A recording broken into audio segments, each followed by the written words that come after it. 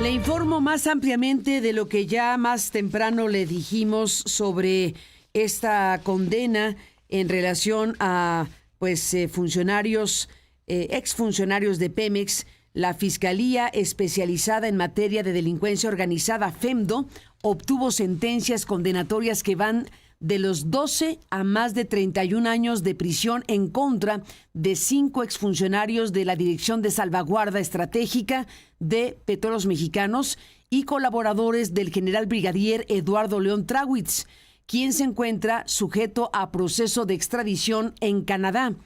Los 5 sentenciados fueron declarados culpables de los delitos de delincuencia organizada y sustracción ilícita de hidrocarburo, ya que durante el gobierno de Enrique Peña Nieto simularon combatir el robo de combustible en ductos de Pemex, taponando las tomas clandestinas, pero en lugar de hacerlo conforme a normas de la petrolera, lo hacían de manera artesanal, lo que permitía que los grupos delictivos volvieran a utilizar las tomas clandestinas.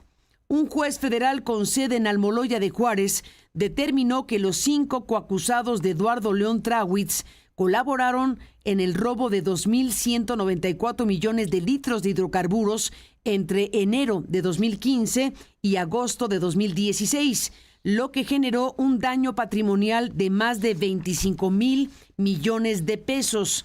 Durante una audiencia de varias horas en el Centro de Justicia con sede en Almoloya de Juárez, se realizó la audiencia de individualización de sanciones. De esta manera se estableció que Sócrates Alfredo Herrera Pegueros, Emilio Cosgaya Rodríguez, José Carlos Sánchez Echavarría y Ramón Márquez Ledesma cumplan una sentencia de 31 años, 10 meses, 15 días. Asimismo, deben pagar 17,250 días de multa, equivalentes a 1,209,225 pesos, por ser responsables de delincuencia organizada con su agravante y el diverso de a quien facilite por cualquier medio la sustracción ilícita de hidrocarburo con su agravante, en tanto que Osiel Aldana Portugal fue condenado a 12 años y el pago de 12,000 días de multa, equivalente a 841,200 pesos, al ser hallado culpable por el delito de a quien obligue o intimide mediante coerción, amenaza, con el propósito de llevar a cabo cualquier conducta tipificada en esta ley con su agravante. Hay que decir que, en estas informaciones que estamos aquí recuperando, se cita que el pasado 8 de mayo la jornada publicó que la FEMDO solicitó que se impusiera una pena de 37 años y 6 meses de prisión, así como una multa equivalente a 37,500 unidades de medida y actualización UMA a los 5 presuntos cómplices del general Eduardo León Trawitz, quien fuera subdirector de salvaguardia estratégica de Petróleos Mexicanos. Estamos hablando de esta información que se da a conocer en estas últimas horas y que, nos habla de una historia de la que se ha, informado a lo largo de los años. Y, la Fiscalía General de la República es la que emitió esta comunicación. Es un reporte que nos remite de nuevo, a la figura del general Trawitz. Es una información que nos habla de que la Fiscalía Especializada obtuvo estas sentencias condenatorias que van de los 12 a los 31 años de prisión en contra de estos 5 exfuncionarios colaboradores del general brigadier Eduardo León Trawitz, quien se encuentra en Canadá, según las informaciones disponibles. Le agradezco al general que esté aquí esta mañana. El general León Trawitz está en contacto esta mañana con Aristegui Noticias y le aprecio que esté aquí para escuchar lo que tenga que decir al respecto. Buenos días, general. Gracias por esta comunicación. Carmen, ¿cómo estás? Muy buen día. Qué gusto poder saludarte a ti y a tu auditorio. Gracias, general. ¿Qué me dice de estas sentencias en contra de funcionarios, exfuncionarios de Pemex que fueron sus colaboradores directos? Mira, desafortunadamente, es del conocimiento público que el sistema de justicia en nuestro país no es el que desearíamos todos. No estoy con conocimiento al detalle de lo que sucedió en la audiencia, a pesar de que es pública todavía. Pues me gustaría conocerlo a través de los medios, cuál fue el resultado de la juez, que sin duda la preocupación de su familia es que fuera pues de consigna, ¿no?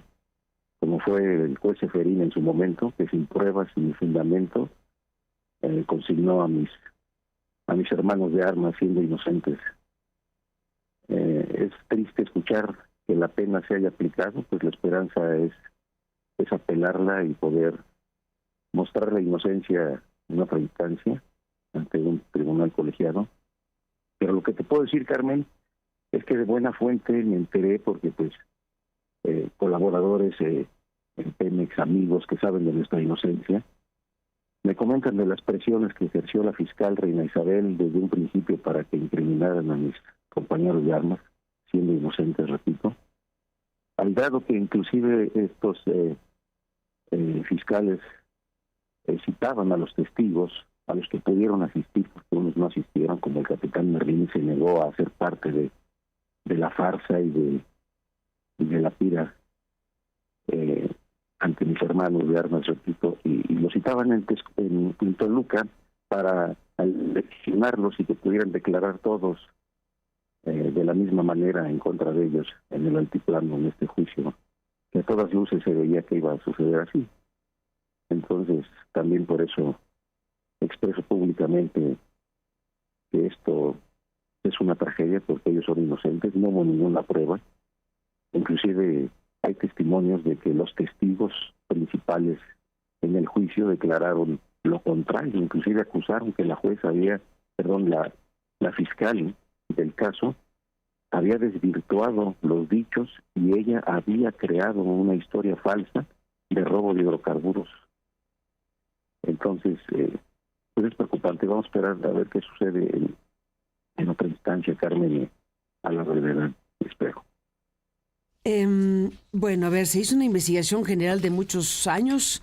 Estamos hablando de señalamientos que aquí mismo debatimos con usted en su momento en un encuentro que tuvimos con Ana Lilia, Ana Lilia, que bueno, pues es parte del equipo, ha sido parte del equipo aquí y que nos daba un conjunto de presuntas prácticas o de prácticas que usted aquí en aquel momento pues dijo que no era así.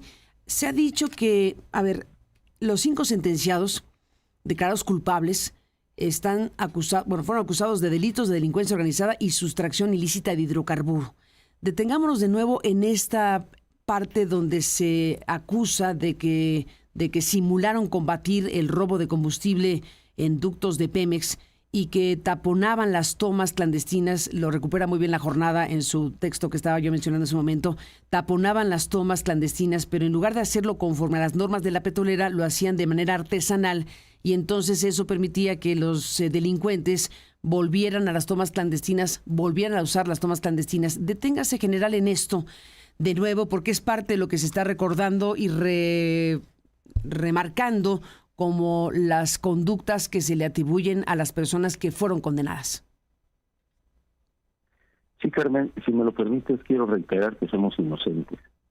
Que nosotros fuimos víctimas del escarnio público a través de una acusación que hizo el expresidente Andrés Manuel López Obrador en una de sus mañaneras del 8 de enero del 2019, en medio de una crisis nacional de desabasto de gasolina, en la cual se argumentó combatir el robo de hidrocarburos. Por tal motivo, él había decidido, o su gobierno decidió, cerrar los ductos de la empresa para evitar el huachicol. 6 años después nos damos cuenta que eso es totalmente falso por los actuales decomisos de cantidades indiscriminadas de hidrocarburo en diferentes medios de transporte, lo que no se había visto antes en los trenes, en los barcos, porque una de las verdades que dijo el presidente López Obrador es que el 80% del robo de hidrocarburos se da desde el interior de Petróleos Mexicanos, instalaciones, y hablo de barcos, de refinerías, de terminales, de campos de producción, y del tubo se da el menor robo, ¿no? Un ejemplo muy claro fue la criminalización que se hizo de los pobladores en Hidalgo, de Tlahualimpa. Los crucificaron públicamente por una explosión que confirma la mentira del gobierno diciendo que estaban cerrando los ductos, y esa fuga tenía más, creo que 24 horas y no la cerraban, lo que ocasionó la tragedia. Y ustedes pueden ver que los guachicoleros roban con cubetas. Dime con qué cantidad de cubetas o cuántos pobladores se necesitan para poder robar esas cantidades indiscriminadas que hoy estamos observando. En aquella época, Carmen, cuando yo trabajaba en Petróleos Mexicanos, nos dimos cuenta de que el robo provenía del interior, y lo comprobamos, lo evidenciamos.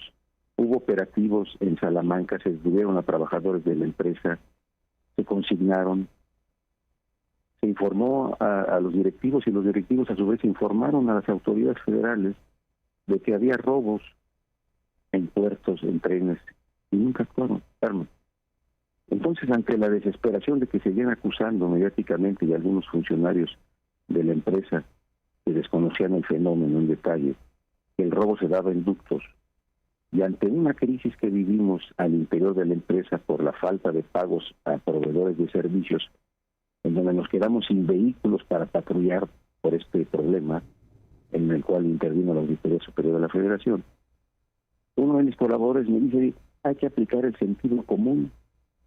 Estas tomas ilegales las siguen reutilizando los delincuentes, a pesar de que Pemex Logística, a través del sector ductos, coloca una cápsula metálica, lo que llamamos como un capuchón, una cubierta metálica en las válvulas, y los criminales la cortan la cegueta y vuelven a utilizar esas válvulas. Es algo absurdo, por eso hay un número indiscriminado de tomas ilegales. ¿Por qué? Porque se vuelven a contabilizar algunas. Nos dimos cuenta que estas válvulas ilegales, Carmen, que eran reutilizadas una vez que Pemex Logística cerraba, aparentemente cubría con una cubierta metálica, esas válvulas ilegales eran reutilizadas. Nos dimos cuenta que la mejor manera era desarticularlas, romperlas, inhabilitarlas, a través de romperlas, pues con una cizalla. Capacitamos a Merlín, él lo dijo. Yo nunca he dicho que Merlín no haya hecho lo que hizo, yo nunca he negado que se aplicó este protocolo. Lo que te puedo decir, Carmen, públicamente, y que tu auditorio lo sepa, es que este protocolo que se aplicó era del conocimiento del director de Pemex, del conocimiento del director de administración. Lo vieron con cierta preocupación por dos causas principales, Carmen. La primera es por la seguridad que iban o el riesgo que iban a tener los empleados, no tanto por el tema de que explotara el ducto, porque estaban preparados, estaban capacitados de hacerlo de manera correcta, sino por las consecuencias que pudiera haber contra su seguridad por el crimen organizado. Se confirmó que el romper la válvula o deshabilitarla de esa manera, cortando inclusive el maneral para abrir y cerrar esa válvula, impedía al 100% que se reutilizara y que alguien robara. Ahí están las fotos que también tienen los peritos de la Fiscalía, las fotos que tiene la Fiscalía, los fiscales, y que con esas fotos de válvulas rotas me están acusando que eso permitía que los criminales las pudieran utilizar. Merlín, en sus declaraciones, es público también porque en su programa lo hizo, Carmen, declaró que cuando él iba a aplicar este método de deshabilitar las válvulas, le daban una hoja o una lista con coordenadas.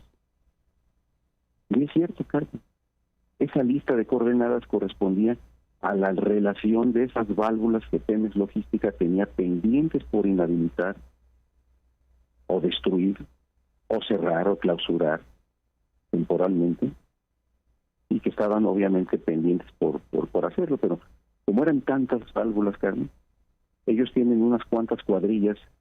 Recuerdo que en aquella época eran 3 cuadrillas para el ducto Mina México. Imagínate, 3 grupos de trabajadores.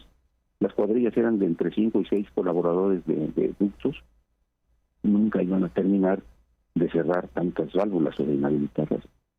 Merlín les ayudó, junto con su equipo de colaboradores, a inhabilitar una cantidad importante de válvulas ilegales, al grado que lo amenazaron de muerte, como así fue, él ya lo confirmó, y nos dimos cuenta que algunos agentes de la subdirección que estaban sospechosamente, ¿verdad? Nosotros sospechamos que estaban involucrados cuidando ductos y tomas clandestinas. A ese grupo pequeño de trabajadores de la subdirección lo llamamos, lo capacitamos y le dijimos: rompan las válvulas, inhabilítenlas. Y el resultado fue negarse.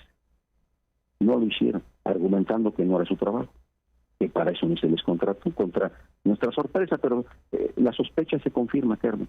¿Por qué no lo hicieron? Porque al hacerlo ellos podían recibir el castigo del grupo criminal al que estaban apoyando, ¿no? Entonces lo que hicimos fue cambiarlos de región del país, y ahora esos criminales son los que nos están acusando de obligarlos a romper las válvulas. Y ellos dijeron, pues no lo hicimos porque era un trabajo de ductos, no era nuestra responsabilidad. Ese es el resumen breve de nuestra tragedia, por así decirlo, Carmen. General Eduardo León Trawitz, pues estamos frente a esto en donde 5 exfuncionarios de esta Dirección de Salvaguarda Estratégica de Petróleos Mexicanos que usted encabezaba, colaboradores de usted directamente, pues están sentenciados. ¿Qué dice de los 5? ¿Usted dice los 5 son inocentes? ¿Usted afirma categóricamente que esto es una injusticia? Es totalmente injusto lo que acaban de hacer, Carmen. Somos inocentes, lo he reiterado toda mi vida. Y aquí estoy yo en Canadá dando la cara, enfrentándome a la justicia en Canadá para evitar una extradición. Y afortunadamente aquí voy a tener por primera vez en algunos meses por delante de ir a un juicio y demostrar todas mis pruebas, de traer a mis testigos. No lo he podido hacer porque es muy complicado el juicio de extradición. En una primera instancia yo no tengo ninguna forma de defenderme. Es solamente que la autoridad o un juez aquí determine si soy extraditado o no. Tuve la fortuna de tener 3 pruebas contundentes que una juez aceptó para que ella pudiera ver con estas 3 pruebas y desvirtuar las acusaciones de México. Esta juez, es público, anunció que no había ninguna evidencia en mi contra de que yo perteneciera a un grupo de la delincuencia organizada ni que robara combustible. Sin embargo, dejó abierta esa posibilidad de que regresara por un delito que se llama pérdida de confianza, precisamente porque Pemex en México, el Pemex actual, obviamente, el Pemex del gobierno del presidente López Obrador, me acusa de haber aplicado un protocolo que no estaba autorizado. Pero reitero, cuando yo estuve desempeñándome con su director de Salvaguarda Estratégica, todo este protocolo era del conocimiento de los funcionarios, de los directivos y del director de logística, quienes inclusive al término de este plan, como le llaman el plan Casamata, con la amenaza de muerte a Merlín, lo suspendimos este plan, porque ya no queríamos que ninguno de los agentes sufriera algún daño por las amenazas del crimen organizado. Sin embargo, Pemex Logística lo que hizo, mira, vamos a utilizarlos con la experiencia que estos agentes tienen para que nos ayuden a colocar tapones macho, así se le llama al sistema, y los capacitaron los de Pemex Logística a Merlín y al mismo grupo. Ahora ya no destruían o inhabilitaban las válvulas con la cizalla, ¿verdad? Como se observa en las fotos que envié a uno de tus colaboradores, Carmen, para que tú tengas la oportunidad de ver las imágenes de qué es lo que realmente se hacía. Y Merlín y este grupo apoyaron a Logística para que taparan a través de tapones machos las válvulas ilegales y así pues evitar el robo. Obviamente este sello del tapón macho no era 100% efectivo, se podía violar, lo podían quitar, pero por lo menos nos daba tiempo de poder estar patrullando con mayor frecuencia. Quiero reiterar que el Ejército Mexicano, la Marina, la Armada de México siempre nos apoyó en el sexenio del presidente Enrique Peña Nieto a patrullar los ductos. Ellos también son testigos de lo que nosotros hacíamos. Hay comandantes de batallón de aquella época que saben de nuestra inocencia porque ellos veían cómo efectivamente este protocolo que se aplicó impedía que se conectaran las mangueras de alta presión a los ductos para seguir robando el hidrocarburo. Estas imágenes que te envié, Carmen, son muy sencillas, muy simples. Repito que un ingeniero en ductos, un plomero o una persona con sentido común se puede dar cuenta que estas imágenes te permiten valorar que no se puede conectar a esa válvula una manguera para poder robar un líquido cualquiera. General Eduardo León Trawitz, usted dice, me acusan o nos acusaron, o es parte del proceso de este protocolo que no estaba autorizado, pero usted dice, esto que acaba de explicar, tuvo conocimiento toda la autoridad de Pemex correspondiente en la materia. ¿Quedó registro por escrito de que este protocolo descrito por lo que acabamos de escuchar por usted, quedó por escrito esta autorización? Mira, Carmen, todos los lunes de cada semana, el director general de Pemex en aquella época, José Antonio González Anaya, al saber de la magnitud del robo de hidrocarburos y que él también constató que no solamente eran los ductos, tenía una reunión privada con Pepe Milla, el secretario de Hacienda, y se buscaron estrategias para poder evitar el robo en el exterior. O sea, me refiero a aquellos que pudieran vender el combustible robado, que son las estaciones de servicio. A ese nivel llegaba el combate al robo de hidrocarburos. Se investigaron varias estaciones de servicio a nivel nacional, se cerraron varias estaciones de servicio nacional a nivel nacional. Eso eran los lunes. Todos los martes y los jueves había un grupo de subdirectores y gerentes de varias áreas, de refinación, de logística, de perforación, nosotros del área jurídica, que nos reuníamos para ir valorando varias acciones y actividades que se realizaban para poder combatir el robo de hidrocarburos. Y es ahí en esa mesa, de manera confidencial, no había documentos por escrito porque pues era un riesgo para todos, o simplemente y sencillamente podía difundirse la estrategia, ¿verdad? Entonces era un grupo muy cerrado el que daba seguimiento a todo esto, esos días. Podría haber algunas minutas, de hecho yo imagino que las hay. Hubo personas que escribían y daban seguimiento a manera de asesoramiento de todas estas estrategias, porque no nada más fue este plan Casamata. Estoy hablando que también se cambiaron tramos de los ductos para no estar esperando soldar miles de tomas ilegales, que eso llevaría mucho tiempo. Se prefirió cambiar el pedazo del ducto, por ejemplo. En algunos tramos donde el tubo se le llama el paso aéreo, tú recuerdas ahí en Tlaxcala y Puebla, donde seguido quitaban el ducto y se hacían arroyos de hidrocarburos por parte de los pobladores para robar en cubetas. Ahí se puso concreto ligero para evitar que perforaran. Se dio seguimiento a instalación de cámaras de seguridad dentro de las instalaciones de Petróleos Mexicanos, hablo de refinerías, terminales. Se dio seguimiento puntual a grupos criminales en el Triángulo Rojo de Puebla. En fin, fueron muchas actividades que se veían 2 veces a la semana por grupos especializados a lo largo por lo menos de la gestión de José Antonio González Anaya. Entonces, yo no sé si haya testimonios escritos, pero lo que sí te puedo decir, Carmen, es que en las acusaciones en mi contra, por lo menos uno de los testigos sí envió correos electrónicos al director general de Pemex, acusando obviamente que lo obligábamos a hacer un trabajo que no le correspondía, y al entonces director Carlos Treviño, y esos correos electrónicos que están ahí han confirmado al juez aquí que efectivamente ellos tenían conocimiento. Inclusive a la auditoría interna de Petróleos Mexicanos me acusaron de obligarlos a hacer un trabajo que no les correspondía. Y la auditoría hizo la investigación y no encontró un delito, en nuestro caso, de robo de hidrocarburos o delincuencia organizada. Todo se mandó a que se solucionara por temas laborales, al área laboral. O sea, el tema era laboral, que estaban diciendo esto no me toca en términos de sindicato, digamos. Exactamente a la Secretaría del Trabajo que pusieran su denuncia en tribunales laborales, porque no era un tema penal. De hecho, si tú recuerdas, Merlín en el 2017 me denunció a través de su abogado Adriano, que estuvo creo que también en tu programa, y todo eso lo supo la Fiscalía General de la República. En su momento se hicieron las investigaciones Les explicamos lo mismo que te estoy explicando, se mandaron fotografías, fueron peritos que confirmaron que esto se estaba haciendo de la manera correcta y había un motivo, estaba autorizado y se archivó este documento, esa denuncia de Merlín se archivó porque no hubo pruebas y fue investigado por la Fiscalía. Sin embargo, a raíz de la mañanera del 8 de enero del 2019, se ordena revivir esa carpeta. Y por eso renace Merlín. Incluso fue a tu programa, no sé quién lo haya llevado, por qué llegó ahí. Y Merlín nunca... Bueno, fue invitado por nosotros.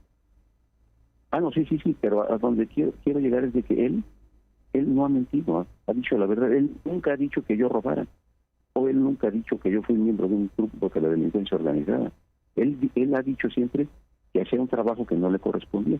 Pero eso es por un tema que a él después le molestó alguna circunstancia laboral, desafortunadamente. Eso es otra cosa que algún día se sabrá. O sea, ¿nada relacionado con esto? O sea, ¿tiene un disgusto contra usted de otro tipo? Un disgusto interno, porque desafortunadamente en el manejo del factor humano en todas las empresas siempre hay algún desacuerdo entre los jefes y por lo que yo recuerdo en aquella época, Merlín, con el trabajo que venía realizando, fue propuesto para un ascenso, me explico, porque fue tan grande el éxito y la valentía que él mostró, que fue promovido para un ascenso, porque él era un agente del nivel más bajo en Petróleos Mexicanos. Era una persona que se contrató específicamente para este plan, porque era nuevo, no estaba involucrado en ningún hecho delictivo dentro de Pemex. Entonces, tardó su proceso de ascenso por protocolos administrativos y él se disgustó creyendo que no le habían cumplido, y es que tomó la decisión mejor de irse. Dice, general, y es su defensa principal, que esta práctica respecto a las válvulas y lo que nos acaba de explicar es algo que fue acordado, es algo que formaba parte de una estrategia, pues que usted ya narró con mucha precisión, pero al final de cuentas el tema aquí es también, déjeme pasar este punto, el robo de combustible existió, sigue existiendo en cantidades monumentales.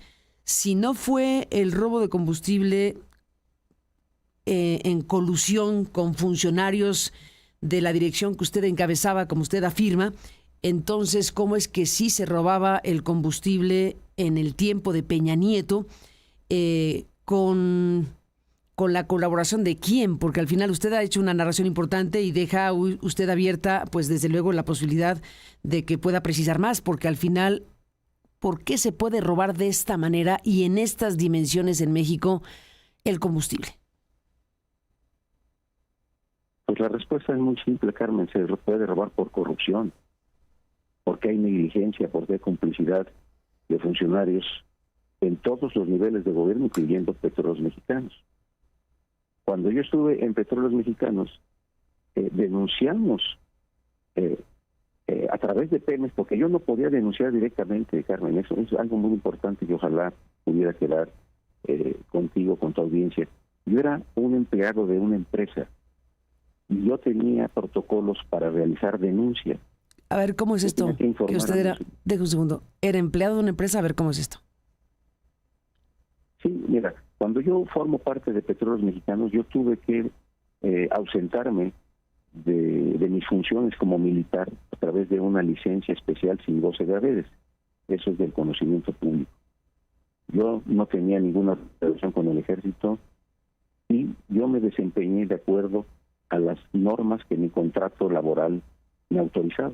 Y una de esas normas es que yo tenía que seguir la escala de mando de la empresa.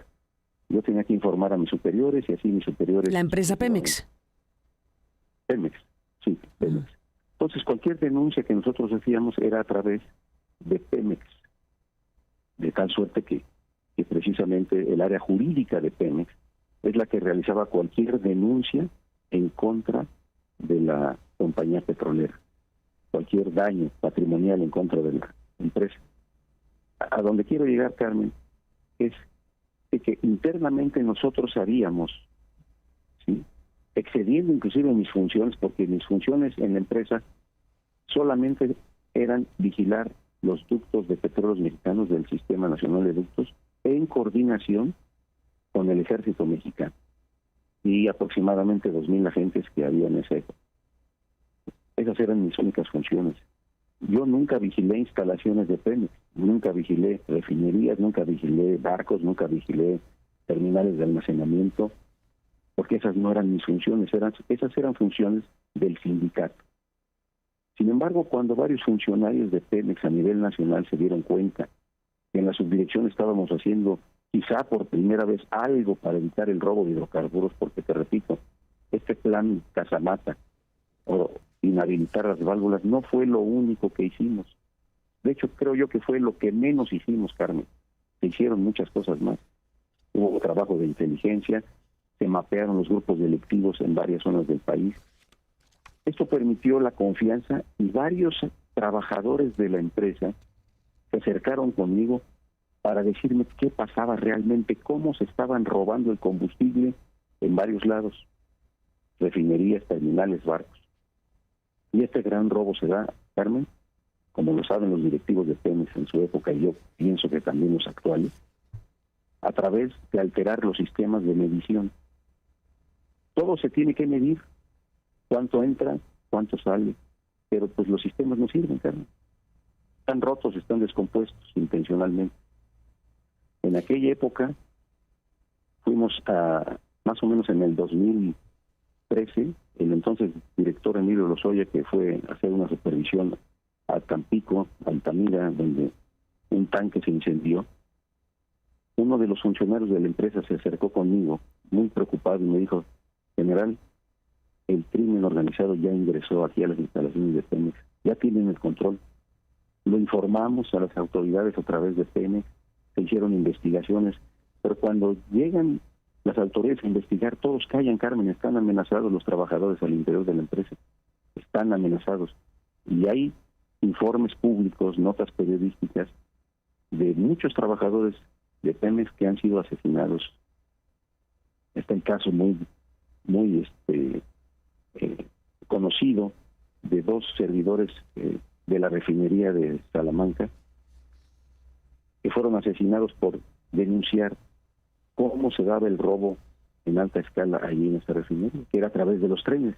Entonces, ahora que veo la foto de este robo en trenes, pues me doy cuenta que se ha comprobado, por lo menos por primera vez, que se los roban en trenes. Entre ellos, dice usted. Sí, que en los carrotanques, en las imágenes que he podido ver de este operativo. Código Magenta también documentó el robo en barcos en Altamira, en barcos. O sea, una cosa es que se roben los guachicoleros en cubetas, el hidrocarburo que cae al suelo a través de una toma abierta, o en algún contenedor de estos de 200 litros. Pero el gran robo, Carmen, está ahí. Lo que estamos viendo, ese es el gran robo. Y eso se da a través de un contubernio con autoridades al más alto nivel, en todos los niveles de gobierno. Más o menos en el 2015 hubo una nota periodística en la cual policías de Texcoco y de Tepetlaustop se habían enfrentado y habían muerto varios policías por una toma ilegal o por varias tomas ilegales. Hay evidencia, está documentado también, la autoridad lo sabe, la autoridad federal, de que en los municipios se roba el combustible y los alcaldes están informados. ¿Quién era la alcaldesa de Texcoco en esa época? Pues Delfina Gómez. Ella sabe que se roban el combustible. Y lo mismo pasa en varios municipios donde los ductos pasan y de ahí se tiene el recurso para financiar campañas o simplemente para robar el dinero público, justificando el gasto de gasolina, sobre todo para toda la flota vehicular municipal, ¿no? Patrullas, ambulancias, carros de limpieza, etcétera.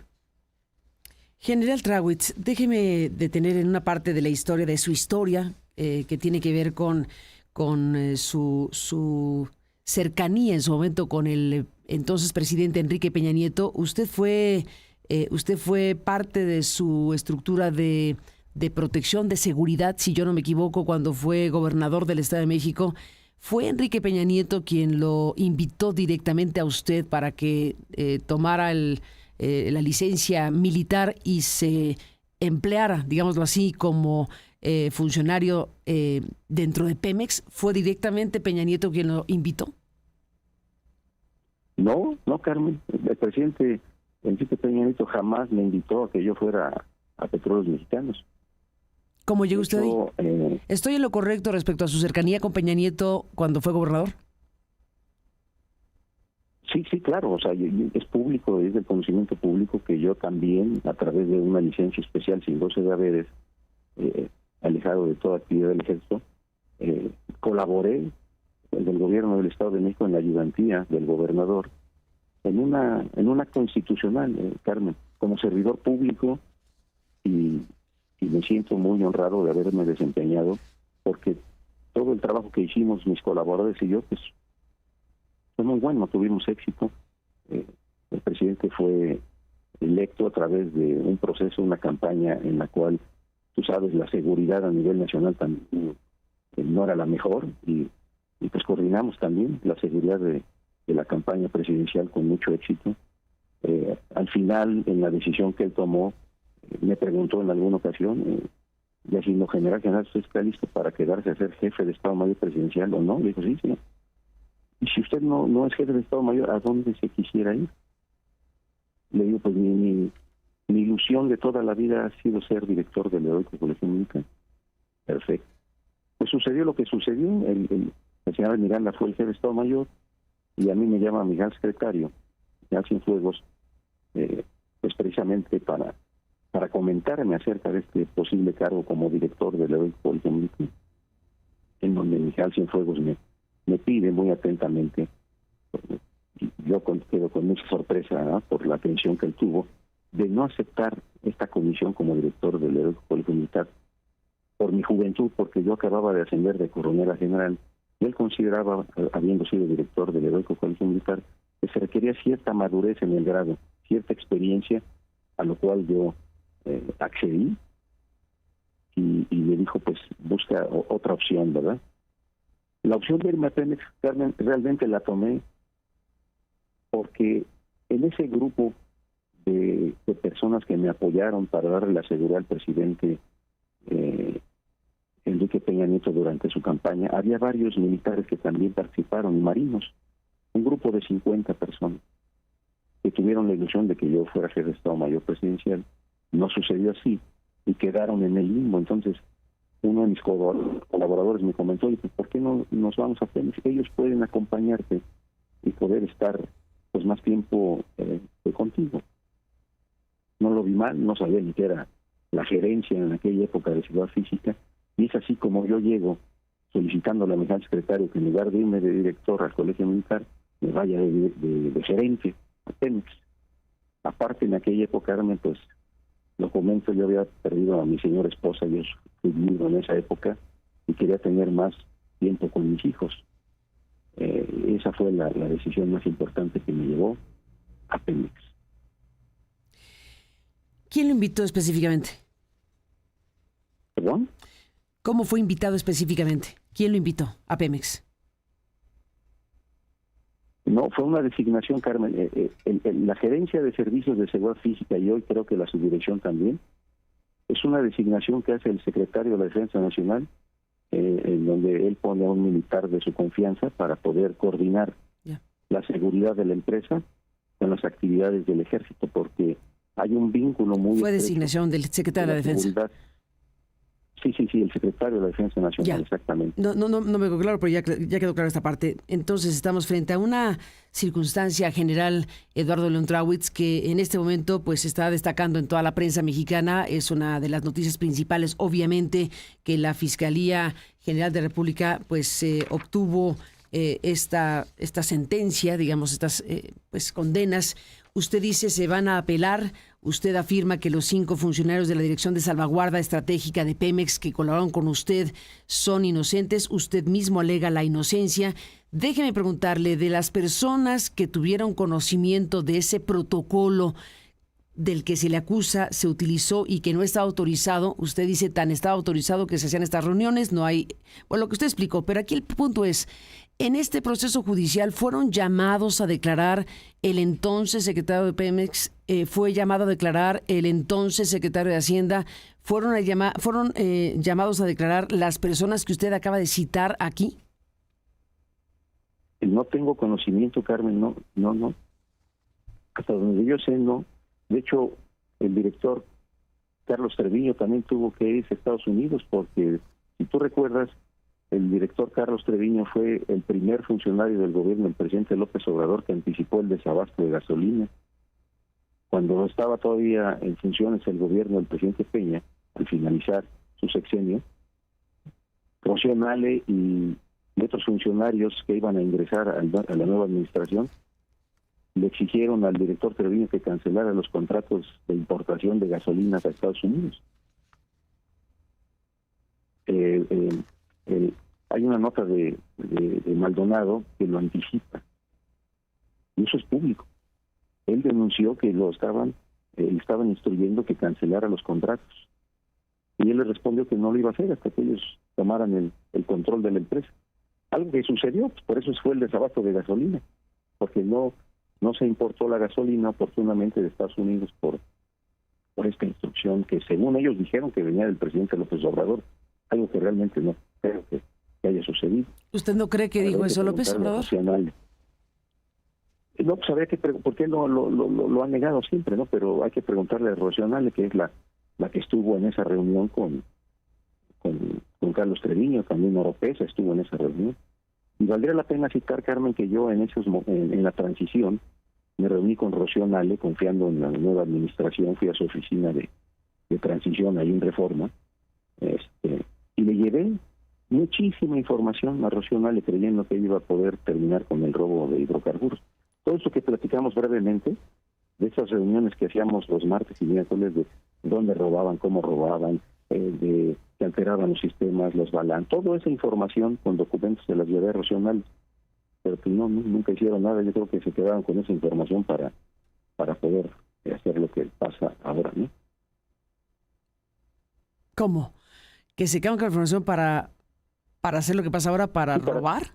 ¿O qué me está diciendo? Para robar más, o sea, ¿para qué hicieron? No, a ver, deténgase aquí porque está haciendo un señalamiento muy fuerte, muy grave. Usted dice, me reuní con Rocío Nale y entregué toda esta información, y usted dice, se quedaron con esa información no para evitar el robo, sino para robar. ¿Esto es lo que me está diciendo? Para maximizarlo. Es que son las evidencias. ¿Para maximizar el robo, no para evitarlo? No para evitarlo. Es de la opinión pública que el robo no terminó. También, así como la noticia mediática es que sentenciaron a 31 años a mis colaboradores siendo inocentes, la noticia mediática también es de que el robo está disparado, el robo de combustible, lejos de que haya terminado el huachicol. Esto es una locura, Carmen. Es una locura. Bueno, a ver. Huachicoleros robando con cubetas. Los crucificaron porque robaban gente humilde en los ductos con cubetas. Allá hay muchas imágenes y a ellos los culpan del robo en los ductos. Pero ahora que ves los barcos, que ves los trenes, de que ves áreas inmensas con pipas y bodegas grandes con combustible robado, y que muchos de ellos son de funcionarios o exfuncionarios públicos, eso es grave. Déjeme detener aquí Estados Unidos, porque estamos efectivamente viendo, como no se vio en el sexenio pasado, grandes operativos, grandes noticias, grandes decomisos, gigantes decomisos de millones y millones y millones de litros, que desde luego no son con cubeta, no hay manera de que sea así. Estamos hablando de cosas que se han dado a conocer y que se han instrumentado en este actual sexenio de Sheinbaum, de la mano de Omar García Harfuch, que es la figura que se ha puesto como central en este tema. Dígame usted qué piensa sobre por qué estos grandes decomisos, bueno, sin detenidos por lo pronto, pero grandes decomisos, cuando ha habido una declaración muy directa del Departamento del Tesoro, del titular del Departamento del Tesoro de los Estados Unidos, que ha dicho que el huachicol es en México la segunda fuente de ingresos del crimen organizado después del narcotráfico. ha dicho el secretario del Tesoro de los Estados Unidos que es la gallina de los huevos de oro, y han designado a unos delincuentes relacionados con organizaciones criminales formales, pero esas son las expresiones que desde Estados Unidos se han sabido, conocido y dicho públicamente sobre el huachicol en México. Y vemos a raíz de eso estos grandes operativos. ¿Qué me dice el general Eduardo León Trawitz de esta parte de la historia? Pues mira, yo tengo mucha esperanza, tengo fe en que lo que está haciendo Omar García Harfuch surte efecto. ¿Por qué? Porque yo también me acerqué en mi época como subdirector con él. Le dimos información sensible y él nos ayudó a investigar y a detener a varios delincuentes que robaban hidrocarburos, sobre todo en el Bajío. Entonces, siento yo que es una persona confiable, eficiente y profesional. Aquí lo importante, Carmen, es quién dio toda esta información. Si Omar hizo una investigación, como él comenta, detallada y profunda, y yo tengo fe en que así suceda, pronto van a caer los responsables al más alto nivel. Pronto. Ahorita no hay detenidos, espero que siga el sigilo y que no sea un escarnio público como hicieron conmigo y mis colaboradores desde la tribuna de la presidencia ese 8 de enero del 2019, y que se guarde el debido proceso, que sean responsables y que pronto caigan esos funcionarios de alto nivel que permitieron el robo indiscriminado como lo estamos viendo hoy en día. Eso es lo único que te puedo comentar, y desearle a la presidenta Sheinbaum mucho éxito a enfrentar esta situación tan grave que hay en el país, porque México no lo merece. Pues, general Eduardo León Trawitz, le aprecio el contacto y la comunicación con este espacio para exponer lo que ha expuesto. ¿Con qué se despide? ¿Qué idea deja al público? Pues quiero decirte a ti, Carmen, a tu audiencia, que soy inocente. Lo he dicho siempre, mis colaboradores, mis amigos cercanos lo saben. Habrá otros que tengan sus dudas, pero muchísimos militares y muchísimos funcionarios de Petróleos Mexicanos saben perfectamente bien lo que hicimos. Saben que mis 5 hermanos de armas que fueron injustamente llevados a prisión preventiva oficiosa durante 6 años, y que después de 6 años siendo inocentes les llevan a un juicio en donde los acusan con mentiras y con falsedades, a pesar de que los testigos principales de la Fiscalía se desdijeron, ¿no?, de las acusaciones que les inventaron. A pesar de eso, una juez de consigna lo sentencia. Tenemos la esperanza de que pronto llegue su libertad a través de la apelación. Deseo a ellos y a sus familias que se mantengan firmes, que no decaigan, y que la luz creadora nos ilumine a todos, Carmen. Gracias por tu espacio. Gracias, general. Estaremos al pendiente y seguiremos de cerca lo que para usted corresponde, que es el juicio en Canadá de extradición, y habrá oportunidad de seguir conversando, si nos lo permite. Por lo pronto queda ese juicio en Canadá que usted señala o alega que tendrá ahí la oportunidad, cuando suceda, de exponer lo que pues usted presenta como sus elementos en su defensa. Seguiremos hablando, Eduardo León Trawitz, esta mañana. Gracias. Gracias a ti, Carmen. Gracias al general. Pues esta es la defensa que hace suya y de las personas que fueron sentenciadas el día de ayer, estas condenas de 31 años hasta 31 años, de 12 a 31 años de prisión en contra de 5 exfuncionarios de la Dirección de Salvaguarda Estrategia de Pemex y colaboradores directos del general brigadier Eduardo León Trawitz, que se encuentra sujeto a proceso de extradición en Canadá, como él mismo ha explicado esta mañana.